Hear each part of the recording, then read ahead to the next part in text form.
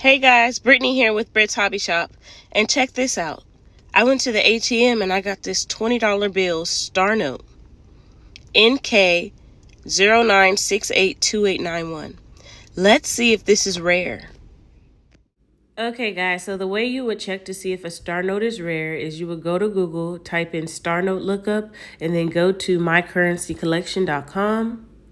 And then you would scroll down and begin to enter the information that is on the dollar bill. So I changed the 1 to a 20, and now I'm going to change the 2017A to 2017, and then I'm going to scroll down and enter the exact serial number, just as it is.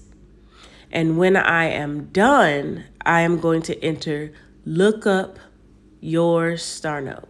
Select that green button. All right, guys, so unfortunately, this is not a rare note. As you can see, it says total printed 10 million, which is a lot.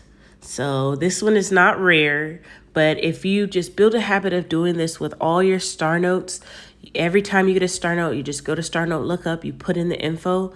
Eventually, you will get one that is rare and you will be able to, sell it, make a profit, or add it to your collection. But yeah, guys, I hope you enjoyed this. Don't forget to like, comment, and subscribe, and I'll see you next time. Peace.